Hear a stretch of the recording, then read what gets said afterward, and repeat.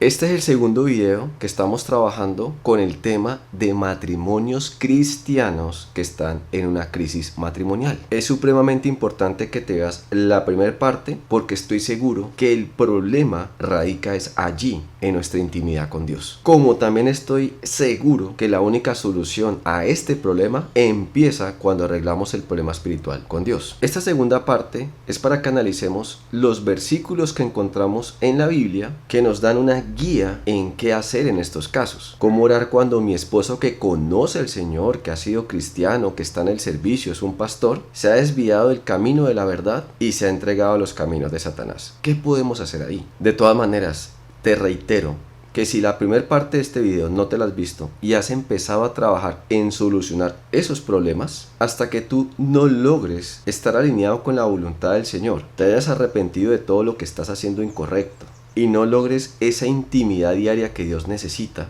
pues yo no sé cómo vamos a tener una activación de estos versículos si no contamos con esa parte que la palabra dice, que la oración del justo es eficaz y poderosa. Esa es la primera parte que tenemos que tener clara para poder interceder por el prójimo. Que de parte de nosotros no haya tropiezos en nuestra oración por la ilegalidad espiritual que no hemos solucionado. Prácticamente eso lo tuve que repetir 2 veces porque cuando estoy en la consejería que hacemos por WhatsApp, pues yo me encuentro muchas personas que me dicen que son cristianas, un matrimonio cristiano, que están en el servicio, pero seguido de eso me empiezan a contar las situaciones que han vivido como esposos en Cristo, donde hay groserías, donde hay maltrato, donde hay infidelidades de ambas partes, donde tienen una pésima intimidad con el Señor. Entonces siempre me dejan la duda de si eso es un matrimonio cristiano, ¿qué se supone que es un matrimonio satánico? Si se supone que el matrimonio cristiano tiene que reflejar el amor de Cristo, y ahí podemos ver que no hay nada de Cristo en esto. Y por más que trato yo de decirlo con ese amor de Cristo, que realmente a mí no se me ve en la cara, no me sale en la forma de hablar, al contrario, la gente piensa que siempre la estoy juzgando y que estoy es como peleando, alegando. Pues no, es mi forma de ser. Y sí, creo que también hay algo de ese celo que tengo por el Señor que me lleva un poco a ofenderme cuando personas que se proclaman cristianas empiezan es como echándole la culpa a Dios, de que cómo es que Dios permite esto que está pasando, que si es que Dios no está viendo lo que mi esposo me está haciendo y no hace nada, o dicen frases como que Dios, ¿para qué me dio este esposo si este esposo no era el correcto? O sea, de alguna manera involucran en el problema la responsabilidad de Dios como si fuera culpa de él, sin haber primero hecho una inspección de si realmente yo hice las cosas desde el principio a la manera de Dios. Veo que hay muchos matrimonios cristianos que se parecen a cualquier matrimonio del mundo, porque lo único que los diferencia es que pertenecen a una iglesia cristiana y que sirven en esa iglesia, que en otras palabras parece más como que son luz en la calle, pero oscuridad en la casa. Vamos a revisar esos versículos que te estoy hablando para que los pongamos en práctica. Y la idea es que voy a hacer una tercera parte de esta serie, donde si nosotros en el primer video que entendemos cuál es nuestro problema espiritual, lo solucionamos. Ahora en esta segunda parte vamos a conocer los versículos que podemos orar, interceder por ellos. Lo hacemos y no obtenemos ningún resultado. El tercer video vamos a enfocarnos en, y si después de haber hecho todo esto no funciona, ¿qué me queda hacer? Eso lo dejamos para la tercera parte. Ahora sí, vamos con el primer versículo. Primera de Juan 5:14. Y esta es la confianza que tenemos delante de Él, que si pedimos cualquier cosa conforme a su voluntad, Él nos oye. Ese versículo es verdad. Si nosotros estamos conforme a la voluntad de Dios y pedimos como Él nos guía en su palabra, Él nos está escuchando. Pero también hay otra verdad que tenemos que entender aquí. Y creo que en este caso de un matrimonio cristiano es donde se ajusta la parábola del hijo pródigo. Realmente yo creo que en todas las enseñanzas que se han aplicado a la parábola del hijo pródigo, la más acertada de todas es que está hablando de un hijo que conoce al Señor, que ha tenido una intimidad con Él, que lo ha visto y aún así ha decidido apartarse de Él. No creo que realmente esa parábola esté aplicando al mundo, a personas que no saben quién es Dios, no lo conocen y se han alejado. No, ellos no se han alejado, siempre han estado sin el Señor. Por eso creo que la historia del hijo pródigo aplica mucho más para alguien que lo ha conocido.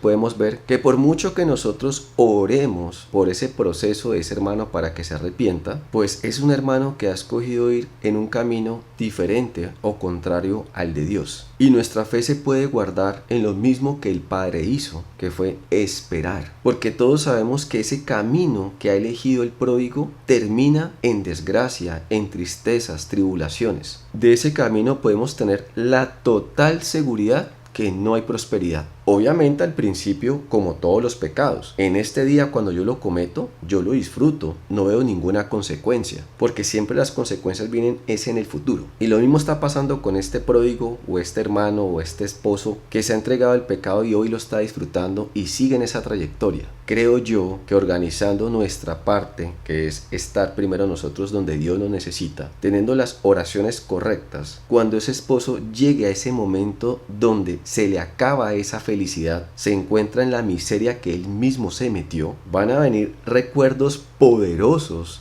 de que al lado de Dios nunca estuvo así. Creo que ahí es donde va a valorar lo que había en su casa, su esposa, sus hijos, su familia, y se va a producir que ese miembro vuelva. Pero es curioso que en esa misma parábola nos hablan del segundo hijo, el cual no se puso feliz cuando su hermano regresó. Y esto es increíble porque estas mismas esposas cristianas, en los casos que sus esposos están volviendo, realmente ellas no los han podido perdonar al nivel necesario. Realmente ellas no se están gozando como se esperaría de un cristiano se goce al ver que un hermano se ha arrepentido. Al contrario, ellas también, estando supuestamente con Cristo y metidas en todos los ministerios, en ayunos y todo grupo de intercesión, están cayendo fácilmente en la tentación de no poder perdonar. Y esto tiene mucha lógica, porque es que desde el principio nos enfocamos solamente en tomar el poder de Dios para convertir al otro o hacer lo que se arrepienta y que volviera, pero descuidé por completo que todas esas acciones negativas tienen que haber causado heridas en mí, heridas que yo no trabajé, heridas que no he sanado. Obviamente el matrimonio es un 100% que se reúne entre dos partes donde cada uno tiene la mitad, que hay un problema de responsabilidad tanto en el 50%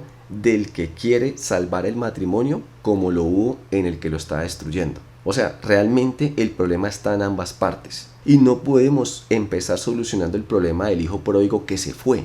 Pero mientras que el hijo pródigo está en esa caminata, yo veo que sí podemos trabajar con el hermano que sigue en la casa, el esposo abandonado que con fe insiste en la restauración de su matrimonio. Ahí es donde está la clave a solucionar primero un problema. Por eso insisto mucho que la primera parte es en nuestras manos. Revisemos este otro versículo. Mateo 18, 15, 17. Y si tu hermano peca, ve y repréndelo a solas. Si te escucha, has ganado a tu hermano. Pero si no te escucha, lleva contigo a uno o a dos más para que toda palabra sea confirmada por boca de 2 o 3 testigos. Y si rehúsa escucharlos, dilo a la iglesia, y si también rehúsa escuchar a la iglesia, sea para ti como el gentil y el recaudador de impuestos. Esta instrucción nos está guiando a que en el amor de Cristo, en esa sabiduría, hablemos con ellos e intentemos hacer que entren en razón. Que si no funciona, pues hablemos con hermanos cercanos en la fe, ojalá hermanos amigos, para que también hablen con él. Y si no funcionando eso, pues hablemos con los pastores para que vayan y también hablen con él. Y en esta parte creo que ya algunos lo tienen que haber intentado y tampoco les funcionó. Recuerden que en el siguiente video voy a hablar de qué hacer cuando ya nada funciona. Y otros tienen el problema de que su esposo es el pastor de la iglesia. Y como pastor tiene él gobernada, manipulada también a los hermanos en la fe, a los líderes, a los del grupo de intercesión, donde les dice lo que tienen que orar y es la versión de ellos la que está primando en lo que esos hermanos conocen de este matrimonio que está en crisis. En muchas ocasiones también las esposas que están luchando por esta restauración me dicen que es a ella la que no le creen y él anda pintándose que él es el bueno y que ella es la mala. No le creen que él es el que anda de adúltero, infiel, o ella por no querer destaparlo de esa manera y no hacer un daño mayor, pues ha preferido quedarse callada en oración, pero él sigue manipulando todo el entorno. Y ha habido otros casos peores que sí, se evidencia que mi esposo el pastor está adulterando, que está en infidelidad, fornicación, y esto lleva a que a ese pastor lo expulsen de la iglesia y resulta que era el pastor de la iglesia y eso desintegró la iglesia. O sea, se acabó una congregación porque el pastor cayó en infidelidad o adulterio. Ese caso se está repitiendo mucho. Y pues, porque el video no es para hablar de la congregación y todo eso, pero ahí es porque tenemos el error doctrinal de creer que congregación e iglesia es la misma cosa. Realmente lo que se destruyeron fueron las 4 paredes de la iglesia. Pero si tenemos una congregación en Cristo, el Espíritu Santo puede levantar a cualquiera otro de nuestros hermanos para que podamos seguir con una guía de parte de Dios, unidos en el mismo sentir que somos iglesia en Cristo, no como estructura de 4 paredes, sino que las personas somos la iglesia de Cristo. Que haya una persona que sea como la más notoria, la de liderazgo, la proclamada como pastor, no significa que si esa persona no está, lo demás se tiene que acabar. Que fue lo mismo que sucedió en la pandemia, cuando cerraron las iglesias, la gente se arrojó de nuevo a las calles, volvió al mundo, pero también hubo un remanente que entendió que en su casa podía levantar una pequeña congregación, donde oraban, leían la palabra, alababan, tomaban la Santa Cena con los mismos miembros de su casa y algunos vecinos. Por eso insisto, no quiero hablar de ese tema porque alargaría mucho ese video y nos estamos enfocando en los esposos, pero creo que sería un tema importante para tener en cuenta en un futuro video. Gálatas 6:1. Hermanos, aun si alguno es sorprendido en alguna falta, vosotros que sois espirituales, restauradlo en un espíritu de mansedumbre, mirándote a ti mismo, no sea que tú también seas tentado. Otra parte muy común es que cuando nosotros nos percibimos que estamos bien con Dios, eso pareciera que también nos produce como una ceguera espiritual, porque lo produce un orgullo espiritual de que yo estoy bien con Dios. En esa ceguera no entiendo que realmente el Señor nos llama en una manera de amor y mansedumbre a interceder en oración por el hermano que está cayendo en una tentación. Ahí nos está hablando una parte importante que es restaurarlo en espíritu. Para esta parte de cómo restaurar a alguien en el espíritu, cómo romper ataduras, cómo podemos nosotros interceder por ellos, también tenemos una serie que habla acerca de las cortes celestiales. A ese tema le llamamos cómo romper ataduras en el matrimonio. ¿Dónde lo encuentras? Lo tenemos en la página web. Cuando tú entras a cambiechip.com, vas al botón que dice series y mira que dice cortes celestiales, cómo romper ataduras en el matrimonio. Allí te vas a encontrar 4 videos que explican cómo ir a las cortes, cómo romper ataduras, cómo pedir a Dios, cuál debe ser la oración que debemos de hacer. Esto te va a servir tanto a ti para que en caso de que tú tengas alguna ilegalidad espiritual de la cual ya te olvidaste, pero a través de eso Satanás te está atando, bueno, empecemos por romperla. Y de la misma manera, después de haberme hecho esa limpieza espiritual, puedo interceder para romperlas de mi esposo. Algo más para tener en cuenta este versículo es que también nos enfoca a que nos miremos a nosotros mismos para que no seamos tentados en caer en lo mismo. Y yo veo que esto le pasa a muchas personas que llaman tan enfocadas en la culpa y la responsabilidad del otro, que realmente llaman más como para ver cómo lo castigamos, cómo lo ponemos en juicio delante de Dios. ¿Cómo es posible que hace todo lo que está haciendo y Dios no le tira un rayo y lo parte en 2? ¿Cómo puede ser que este hombre pecando y sea tan feliz? Entonces ahí veo también como que la persona que está tan enfocada en los pasos del otro no se está dando cuenta de las transgresiones que también está haciendo en ese celo espiritual, o más vale en esa ceguera espiritual en la que ha caído, que muchas veces es ocasionada por una idolatría en donde ya hace ratos bajamos a Dios de su puesto y hemos trepado a ese esposo. Les pasa a los esposos y esposas cristianas como también les suele pasar a cualquier esposo del mundo. Ahí hay un punto importante para revisar. ¿Por qué está pasando esto? En ese punto donde yo me estoy enfocando más en el castigo del otro, en el juicio, eso me sirve a mí como para darme cuenta que también tengo que revisar esa intimidad que tengo con Dios. Porque lo que debería estar pasando de parte de Dios en mi vida es que se activara una mansedumbre, una paciencia, un amor que me lleve a tener misericordia para interceder por ese hermano caído, no para caerle encima. Segunda Tesalonicenses 3:15. Sin embargo, no lo tengáis por enemigo, sino amodestadle como un hermano. sigue habiendo un énfasis en el amor de Cristo, en hablar con amor, con prudencia, con sabiduría. Es curioso que nos dice que no lo tengamos como enemigo. Y a la final, así sea que se haga nuestro enemigo, la palabra también nos dice que amemos a los enemigos. El punto aquí es que si somos nosotros cristianos y conocemos el corazón del Señor, por donde miremos el problema, estamos llamados es a orar y a tener misericordia de ellos. Por muy grande que sea esa ofensa, de parte de nosotros no puede existir condenación. Ya Satanás se está encargando de eso. Y la única batalla que podemos dar en el espíritu y en la luz para romper esas tinieblas tiene que venir de este lado. Y si este lado no lo hace y ese lado está caído, lo que hicimos fue sumarnos a esa perdición. Mateo 16:19. Yo te daré las llaves del reino de los cielos, y lo que ates en la tierra será atado en los cielos, y lo que desates en la tierra será desatado en los cielos. Con este versículo creo que también nos favorece mucho recordar el versículo que nos habla de que ya no somos dos, sino una sola carne. Y creo que si los dos somos una carne en el Espíritu del Señor, por medio de ese matrimonio que es cristiano, y que realmente hubo unos fundamentos de la palabra del Señor en nuestras vidas, hubo una relación con el Señor, a pesar de que ahora uno de los dos ha caído en tentación, en el pecado, creo que si yo me sigo llenando de la presencia y el Espíritu del Señor, hay una transferencia espiritual en la carne de mi esposo. Esto lo estoy diciendo en fe. Lo tengo como una teoría para comprender qué implicación tiene que seamos una sola carne. Cómo eso nos puede favorecer o afectar. Porque así mismo como veo que Satanás entra por la puerta que el uno abre, y una vez que Satanás logró entrar a destruir a ese, va a venir por el otro y también lo va a hacer caer, pues creo que si así mismo el otro que está parado en la brecha se mantiene fuerte, tiene que haber una transferencia espiritual por ser una misma carne con su esposo.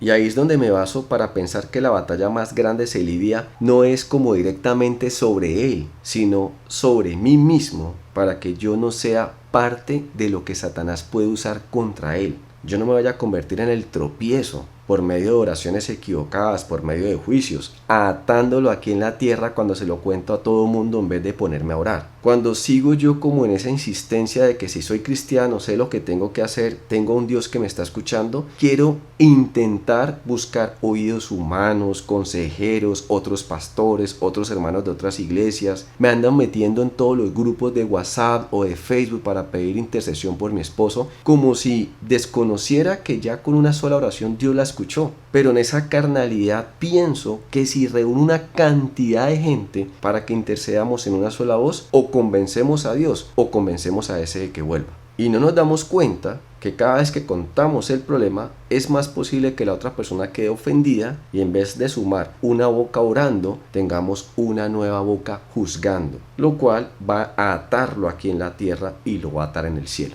No todas las personas, aún estando en la misma iglesia, sirven para interceder por el prójimo. No todas las personas están en la madurez espiritual para obedecer al Señor y ponerse en oración y no salir a echar un chisme, ir a contar lo que está pasando. Entonces creo que aquí hay varios aspectos que tienen que funcionar en mi conciencia para que yo no produzca nuevos errores y termine haciendo más grande la condenación de lo que realmente vamos a hacer algo para liberarlo. Es como que le estuviera agregando más eslabones a esa cadena que lo tiene atado. Santiago 1:19. Sabéis, mis amados hermanos, pero que cada uno sea pronto para oír, tardo para hablar, tardo para la ira. Este versículo nos está advirtiendo la gran posibilidad que tenemos de ser tentados a hablar de manera negativa contra mi esposo que ha caído en pecado. No olvidemos que la mejor estrategia que Satanás tiene para destruirnos es hacer que dos personas que se amaban ahora se odien y entre ellas mismas se destruyan. Y obviamente que si el otro está haciendo actos abominables que me duelen, que me están destruyendo, eso me va a llevar a la tentación de también caer en la destrucción contra él. Ojo con eso. Por eso tenemos que nosotros entender que la palabra dice, Santiago 4:7, someteos pues a Dios, resistid al diablo y huirá de vosotros. Ahí hay parte clave. Vamos a ser tentados. Siempre estamos siendo tentados, pero la palabra nos está diciendo que resistamos en obediencia y oración con Dios y el enemigo se va a cansar, va a huir. No nos olvidemos que si nuestro cónyuge ha caído en el pecado, nosotros somos el siguiente blanco militar de Satanás para destruir un hogar. Y es segurísimo que Satanás nos va a tener al tanto de todo lo que está pasando terrenalmente en la vida de nuestro cónyuge, para que precisamente rebajemos nuestra vista, que debe estar en lo espiritual, en lo invisible, donde ahí tiene que estar la confianza de nosotros, la va a hacer bajar para que la pongamos en el mundo, donde vamos a perder la fe y la esperanza. Cuando nosotros hemos caído en esa trampa de Satanás, de que es que yo oro y oro y oro, pero no veo que mi esposo cambie, que haga algo diferente, caíste en la trampa de Satanás. Tu mirada y tu fe no puede ser un reflejo de lo que veas que tu esposo haga o deje de hacer. Nuestra mirada tiene que estar en el Señor, en que Él es el poder, en que Él es todo el poder y que sobre Dios no hay nada ni nadie. Apenas dejas de mirar a Dios para quedarte con todo lo que el otro hace y deja de hacer, tú desobedeciste. Tú le entregaste a Satanás la parte que él necesitaba para acabar con todo esto. Te desenfocaste y ahora él te va a usar también para destruirlo a él y obviamente así se van a destruir mutuamente. Esto es clave. Espero que en serio lo estén anotando y lo tengan en cuenta porque le está pasando a todas las personas que se dejaron desenfocar por Satanás. Van a ser usados para acabar de destruir al otro y contra ustedes mismos. Marcos 9:29. Y él les dijo: este género con nada puede salir sino con oración y ayuno. Recordemos cuando los discípulos estaban tratando de sanar un endemoniado, de sacarlo de ahí ese espíritu, y no pudieron, y le preguntan a Jesús por qué no se pudo, y Jesús habla de que hay espíritus que solo salen con ayuno y oración. Lo que yo veo ahí que el Señor está mostrando no es que el ayuno y la oración sean enfocados en torturar a ese espíritu para que abandone ese cuerpo. No, recuerden que ya Dios a través del Espíritu Santo nos ha dado a los cristianos una autoridad espiritual. Lo que pasa es que cuando estamos mal parados, desnutridos espiritualmente, a la falta de ayuno y oración para levantar nuestro espíritu, por eso es que nuestras oraciones no tienen poder. Siempre el enfoque del ayuno no es para las circunstancias, es para fortalecerme a mí en el espíritu, para acercarme al Señor, para que el Señor también me pueda revelar a mí algo que puede ser que de mi parte está bloqueando mis oraciones o que estoy orando en la dirección equivocada. Si vas a empezar ayunos por tu matrimonio o por tu esposo, no te olvides que no son para eso. El ayuno es para que tú te puedas acercar más a Dios y en esa intimidad espiritual puedas discernir qué es el siguiente paso que Dios quiere que hagamos. Eso también lo explicamos en lo de las cortes celestiales. Como un hombre que se acercó a las cortes para pedirle a Dios de una manera, el Señor lo llevó o lo enfocó a orar de otra manera. Y creo que eso también te puede servir. Nosotros hemos creado unos videos que hablan acerca del ayuno y su enfoque. En uno de ellos hice un análisis que encontré más o menos 49 versículos que hablaban del ayuno y cuál era ese enfoque, y todo eso lo aclaro en esos videos. Te lo recomiendo que también lo uses para que te capacites mucho mejor y entiendas cuál es el concepto real del ayuno. Eso también te lo encuentras en la página web cambiaelchip.com en el botón de series. Ahí habla del ayuno. Hasta el momento voy a dejar esta parte hasta aquí. He resumido los versículos que puntualmente se enfocaban en la misma dirección. Y ahora en el siguiente video voy a hablar, ¿y qué podemos hacer si con todo lo que hemos intentado en el espíritu, habiendo arreglado nuestra situación espiritual, habiendo aplicado todo lo que la palabra dice, mi esposo sigue entregado al pecado? ¿Qué podemos hacer ahí? En el siguiente video lo vamos a ver. De todas maneras, no te olvides que si quieres una llamada por consejería, ahí la puedes pedir. Aquí te dejo la serie de cómo ir a las cortes celestiales. Y también por aquí te dejo la serie de cómo ayunar. No te olvides que si me puedes dejar un comentario, si puedes compartir esto, para nosotros es de mucha bendición. Dios te bendiga.